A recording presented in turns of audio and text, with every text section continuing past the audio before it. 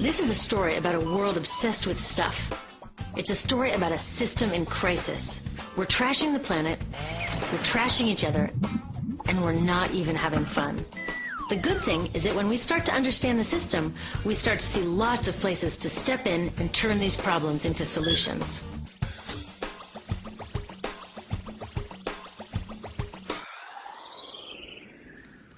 Can I tell you, I love my Pantene Pro V. Of the dozen or so personal care products that I use every day, it's the one I can't live without. It says it gives my dull hair the ultimate cool shine. How does it do that? I was wondering that while I was lathering it in my hair one day, so I read the ingredients right here. Sodium lauryl sulfate, tetrasodium EDTA, methyl isothiazolinone. What is this stuff? I took this list to some scientists who know how to read it. Turns out my Pantene contains a chemical linked to cancer. And lots of other products in my bathroom, from sunscreen to lipstick and even baby shampoo, also contain chemicals linked to cancer or other problems like learning disabilities, asthma, and even damaged sperm. Like most parents, I try to keep my family safe. But now I find out my bathroom is a minefield of toxins? What are we supposed to do? To find out the answers, we have to go back to one of the key features of our materials economy: toxics in, toxics out. If, at the factory, you pour toxic chemicals into a product, like baby shampoo, you're going to wind up with toxic baby shampoo, and toxics in workers, communities, and, babies.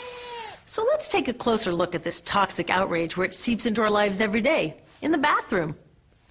The average woman in the U.S. uses about 12 personal care products daily.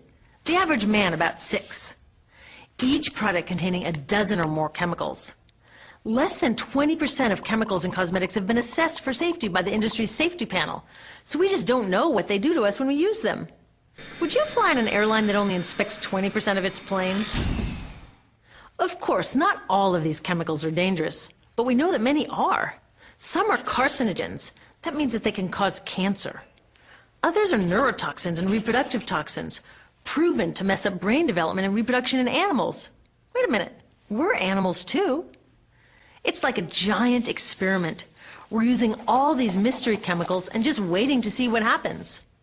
One thing we do know is that they're getting inside us. I had my body's toxicity levels tested, and I'm loaded with things like mercury, flame retardants, triclosan, and lead. We all are. Even babies are being born pre-polluted.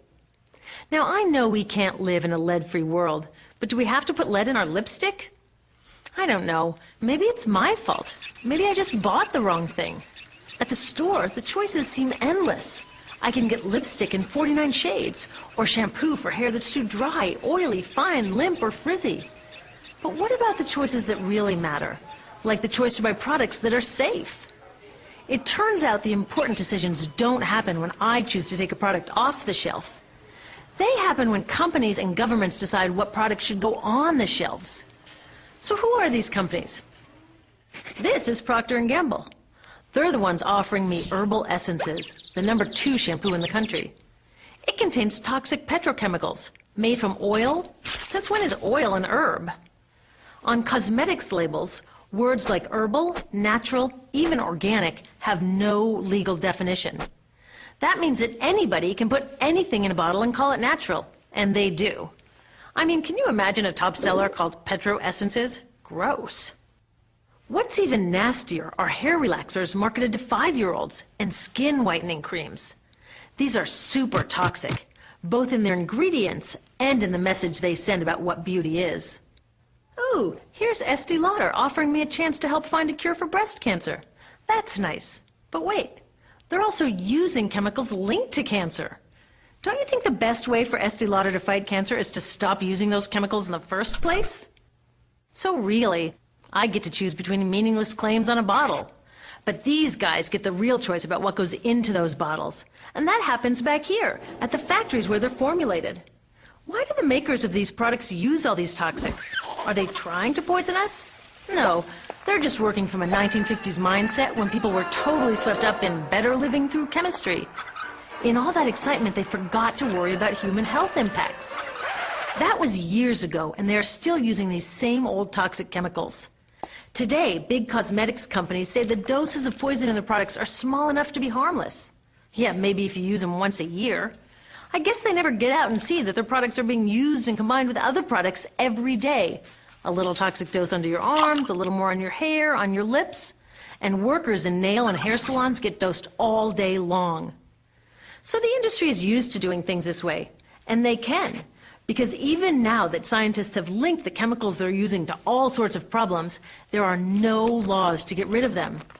You're thinking, really? Come on, nobody's making sure that the stuff we smear all over our bodies is safe? Nope.